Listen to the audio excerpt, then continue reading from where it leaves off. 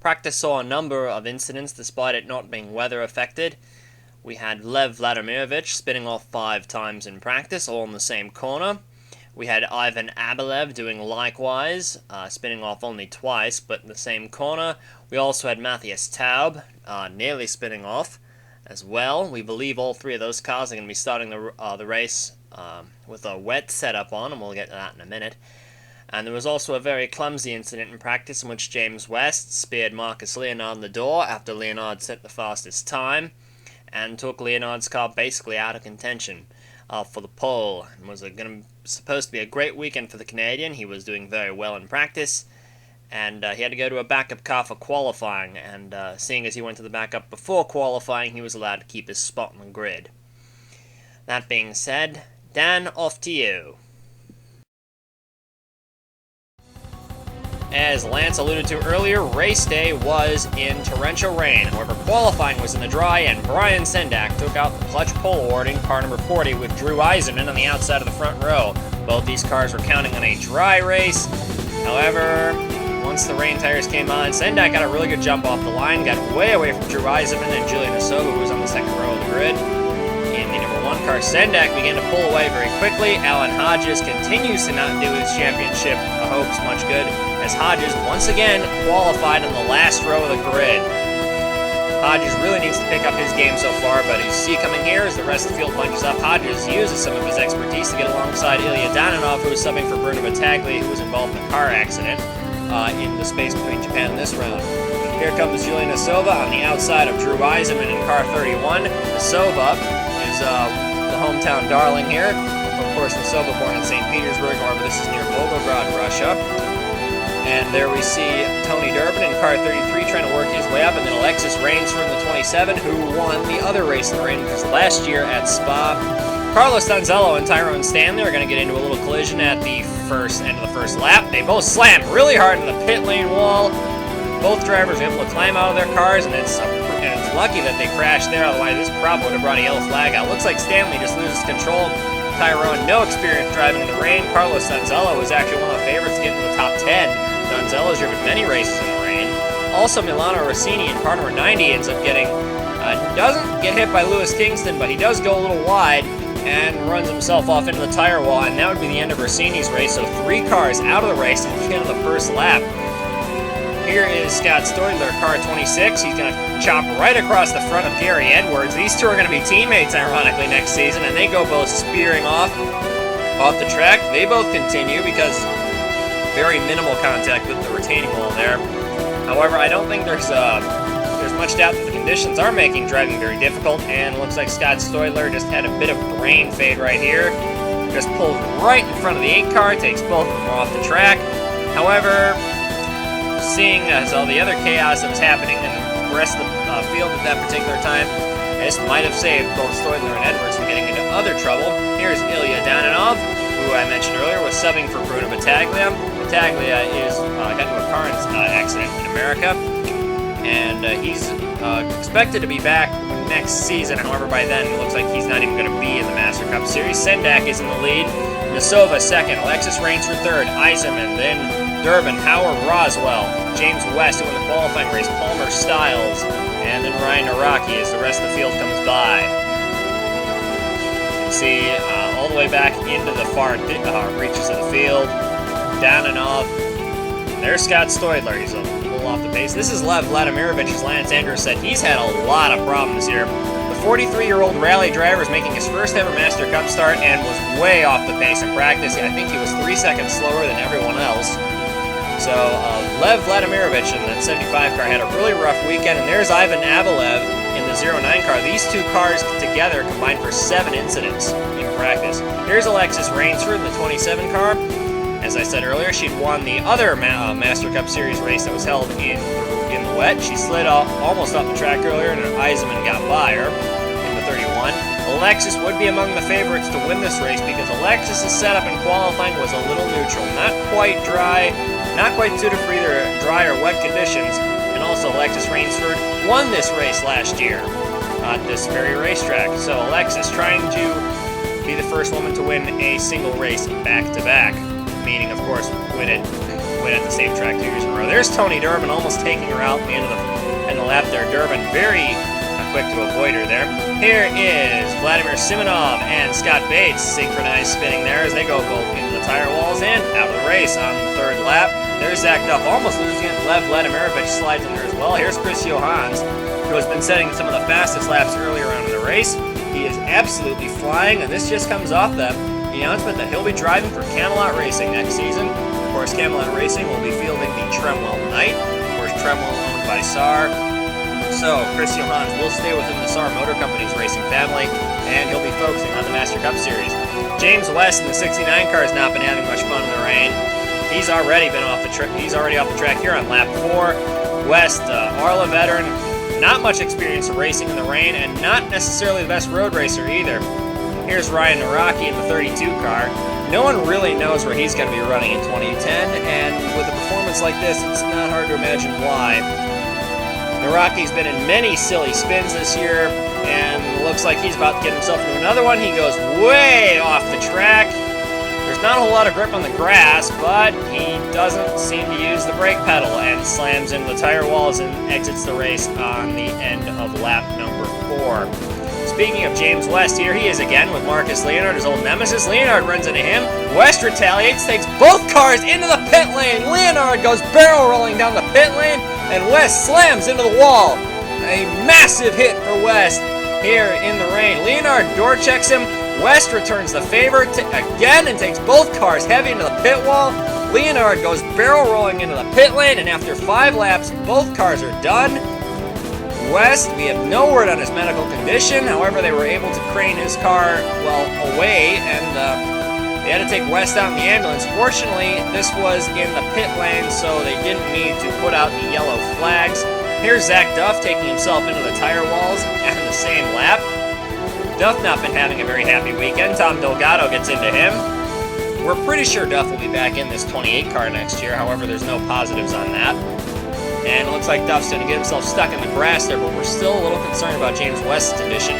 Alexis Rainsford here shows where she's been making a lot of time, is right in this hairpin turn. Alexis set her car up so it would be able to stop on a dime in the wet, and it looks like that's paying off because she's gaining a lot of ground there. She gets around Nasova, and after 5 laps, she makes a run for the lead on Brian Sendak, 6 laps, and then goes around Brian Sendak in the first corner. Sendak and Alexis Rainsford haven't really been getting along there. Sendak loses even more time by going across the grass, and Alexis Rainsford scoots off into the distance. You can see how much ground Rainsford builds there. Here's Matthias Taub in car number 24. He has worked his way up through the field, done a fantastic job so far. He's inside the top 10. Fantastic run so far for the young Swedish driver. It was recently announced that Taub would run for the Independence Trophy next year. He will also be contesting the TM Junior Series in car 333 for Black Diamond Racing, which, I might add, will be the only team to have cars in every series. Here's Scott Stoidler and Alan Hodges, 2 drivers who aren't having so much fun here in the rain. Hodges Walter Racing has been getting into a lot of clumsy collisions, and oops. Can't really put that on anybody. That was just a genuine racing incident between 2 teammates. Hodges would admit that was probably more his fault than Stoidler's, but an overall racing deal. Here's Joseph Howard in the 17 car, and Howard is running inside the top 5 right now. This is a great run for Joseph Howard, who will be leaving McAllister Motorsports at the end of this season, the team he spent most of his career for, because they are going to Gasney, and Howard said he would not have anything to do with a non-American mark. So Howard will be leaving them to go drive for Tom Delgado in Arla, in a called Morel, which is mostly an American company. Howard having a very good run in a race where experience seems to come to the forefront, and Howard showing the young whippersnappers how it's done. Joseph Howard is well into his 50s. Also running well will be Dale Roswell, who I might add is just 2 positions behind Howard in 7th position at the moment. Matthias Taub in car number 24 currently sits in 6th. Joseph Howard continuing to have a fantastic run. He'll be running Kevin Dwyer. That's a big name in the TM Lights next season. Here's Matthias Taub getting around Dale Roswell to take that 6th position. Taub begins to chase down Howard, the young Swedish driver, as I said earlier. Very highly rated. You see Julia Nasova in the back there. She's been having some incidents in the S-curves in the back. Here's Tom Delgado, car number 67, trying to get around Zach Duff, who's a couple laps down. This is only lap 7, by the way. Delgado in car 67 tries to get by Duff. Duff not giving him that much room. Delgado slides wide onto the curbs into Zach Duff, takes both cars into the wall and out of the race. I really doubt Delgado is going to be too happy about that. And here's the running order. Alexis Rainsford way out in front. Now we're going to wait to see how long the distance for second place to come by. How long the interval is, excuse me. Still waiting. There's Brian Sendak in second. There's third. Sova. And there's the rest of the field. Arto Kekkonen working his way up through the field. I can get a glimpse of that 14 car. Call it rain. It is making this camera a little hard to make out which cars are which. And there's the rest of the field. There goes, I think that was Snyder's car. Here's Ross Peterson and Mike Whitmore doing some synchronized spinning. Peterson, a very hard hit into the wall. Mike Whitmore jumped over the curb, as we're going to have a look in a minute. This is on lap 10 of 35. That would be the end of Peterson's day. Here's Whitmore getting all four tires off the ground. Whitmore spins the car around, but he's able to continue on. Here's Danny Saab in the 91. Normally a very good road racer, but he's been having a little bit of hard luck here at the Volga Ring. This has not been one of his favorite tracks, and he demonstrates why by throwing the 91 car into the wall.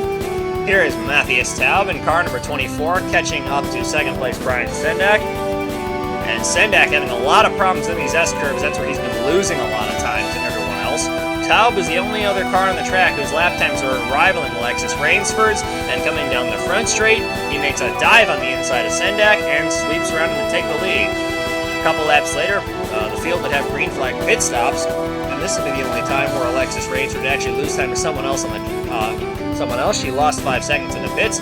Here's Arto Kekkonen and Alonso Tosia running in 4th and 5th at the moment. Kekkonen, the Finnish driver, having a very good run in the rain. He seems to be taking to it rather well. Here's Damian Snyder, and he's not taking to the rain very well as he runs off the track into the wall, and that's his race done and dusted. Here's Tony Durbin, another driver who's not exactly fond of driving in the rain. This is on lap 15 after everyone's made their first stop. Actually, what would be, for most cars, their only stop of the race. A little earlier than I expected. Here comes Durbin behind Vladimirovich, takes the current turn too fast. A little tire wear, and he goes spinning off into the wall, and that would be his race, also done and dusted. And finally, to wind up a trio of national racing cars crashing at the exact same point, Ethan Everett. However, you can tell here it's Everett's lack of experience of rain driving. That pretty much causes his demise. He's able to slow the car down before he gets to the same tire wall Ryan Naraki crashed into, but still, lack of experience for Everett takes him out of the race. Here's Alexis Rainsford, who's been leading by about 15 seconds at this point. Very much like her other win in the rain at Spa-Francorchamps last year, where she pretty much destroyed the entire field and ended up winning the race by 20 seconds. Here's Arto Kekkonen and Alonso Tosia. They've been having a pretty good battle there for 4th. Catching up to Brian Sendak. Here they come onto the front straightaway. This is on lap 20, so here comes the car number 14 of Kekkonen. Dives to the bottom of Brian Sendak, and right around him he goes as he dives around him, clears him, and leaves him right in his mirrors. Kekkonen is also going to be followed by Alonso Tosia, who also clears Brian Sendak in car number 40. Cars 14 and 65 continue on with their excellent battle for position, however, it would now be for 3rd. Here's Julian Asova, currently running in the 6th position. Asova having a fairly quiet race so far. Not quite what the home crowd would be looking for. They were actually looking for Dasova or any of the Russian drivers for that matter to win the race, with Ilya Danilov sitting on pole for the qualifying race. That hasn't proved out to be the case, although Danilov actually made the field, obviously. Here's Mike Whitmore, who has an interesting way of letting the leader pass him. Coming through the S-curve, he decides to run off the track. Well, courteous, but not exactly the smartest thing to do. Here's Chris Johans and Palmer Styles a little bit later than that, on lap 21. And here they come through the S-curve. Of course, I should also mention Lauren Rothscar had an engine failure, and that was the end of his race. Here they come through the S-curve. They both trip over each other and take each other out into the wall. And that would be the end of both Chris Johans and Palmer Styles in this race. The last retirement of the entire race was Chris Allen in car number 7. He retires on his 24th lap. However, you can tell he's been off the track a couple of times, and he's not been having a very happy race. He's several laps down. The engine on car number 7 finally blows, and I think he's going to be happy to get off the track sooner than later and to have his car largely in one piece. Here's the battle for third. Arto Kekkonen and Alonso Tosia. Both young drivers don't want to give up any ground to the other, and of course coming into the very treacherous S-curves back here, that's going to result in this. Kekkonen, perhaps a little too aggressive, goes over the bumps and into the side of Tosia. Neither car would actually be out of the race. They'd both drive away and keep going. Just shows the determination of these two drivers. They are not quitting until their cars pretty much don't fire again. Here's Kekkonen, gets a little too aggressive, just goes over that curb way too fast, goes into the side of Alonso Tosia and costs both of them third. Rachel Rainsford there is not in the picture right now as far as things are concerned. She is several laps down. Lev Vladimirovich and Ivan Abelev at cars 05 and 75, or 09 and 75 are doing a really good job of holding up Alexis Rainsford here. She's been stuck behind them for about 3 laps. These two cars are dangerously slow, but they're just fast enough to provide Alexis with some serious headaches coming in this turn. She's getting stuck behind the 09 car and being held up a little bit. The 09 is braking a little bit earlier than she is. She goes a little wide onto the rumble strips. Here comes Vladimirovich in the 75. Of course, he's just driving really aggressively and trying to fight everyone as if he's racing for the lead. Not quite what you want to do, especially around the leader. Apparently nobody told him, or Ivan Abelev for that matter. However, as the laps would wind down, Alexis Rainsford would give Abelev a little bit of breathing room so she can make a bit of a chase on him. Now we're going to come into the one part of the racetrack where Alexis Rainsford is making most of the ground on her rivals, and why her lap times are much higher than much lower than everyone else's. Right here in this sharp turn, she's going to gain a lot of ground on Abelev, and you're going to notice that as they get out of the braking zone, as they start to pick up speed again, Alexis Rainsford gains several car lengths just from braking a lot later and having a bit more confidence in her car than everyone else does on the track. And it wouldn't be much of a surprise to see Alexis Rainsford run away with another race in the rain and win here at the Volga-Ring. A chaotic race in the rain, needless to say. Alexis Rainsford completely and utterly dominant, leading 22 of the 32, excuse me, I said 35 earlier, I meant to say 32 laps of the race. Matthias Taub finished 12 seconds behind her. He was running equal lap times and, again, braking much later than everyone else. He crossed the line in second. Arto Kekkonen, despite running off the track into Alonso Tosia earlier, still managed to come across the line in third. That's largely because Brian Sendak nearly spun off twice. He finished fourth. Julian Asova in fifth, top 5 for the home crowd. Joseph Howard 6th. Dale Roswell 7th. Leonid Roderick, a quiet run up through the field in 8th. Stuart Sandoval in 9th. And Kurt Pliskin rounded out the top 10. And here are the Master Cup Series points. Leaving the Volga-Ring, Alexis Rainsford on 944 points. Leads the standings with 1 win, 6 top 5s, and 8 top 10s. Pretty good record. In fact, she leads the series in top 10 finishes, so it's no wonder why she's on top of the points charts. Keep in mind, Alexis Rainsford did not start the race at Texas World, where only 16 cars or so actually started the race. Tony Durbin in second won said race at Texas World. He has 1 win, 5 top 5s, and 6 top 10s, but he also has 5 DNFs. And he's been on the pole once. Alan Hodges sits third. Leonid Roderick sits in fourth. Roderick, I believe, the only multiple winner so far this year. Arto Kekkonen in fifth. Dale Roswell sixth. Damian Snyder seventh in the standings. Kurt Pliskin, a fantastic run so far for him this season, in 8th in the points. Scott Stoidler in 9th, and Mike Whitmore in 10th in the points standings. Whitmore is the only driver inside the top 10 with no top 5 finish this year. I should probably also note that despite all the Hodges-Walter cars getting involved in some fairly silly entanglements, they all stay in the top 10 in the points standings. And here is 11 through 20. Lewis Kingston sits in 11th. Chris Johans in 12th. Rachel Rainsford in 13th. Drew Eisenman in 14th. Gary Edwards 15th. Danny Savin, he'll be moving over to Hodges-Walter Racing, also crashed out of the race in 16th. Stephanie McGlynn 17th. Stuart Sandoval to 18th in the standings. He has 6 top 10 finishes this season, but no top 5s. Interesting to note about him. and Juliana Silva, who will be driving for the new Katsiv engineering team next season, which will be the number 7 car, sits 19th in the points. This is her second top 5 this season, and Ross Peterson rounds out the top 20. Peterson won't even be in the Master Cup Series full-time next season. He's only stated that he'll run the Carriala GP, most likely with the Black Diamond team, and that will foreseeably be it for Peterson. However, he hasn't ruled out a return in the future. He will be going GT racing next season with Corsa America. That's all for this week in the TM Master Cup Series. I'll see you next time.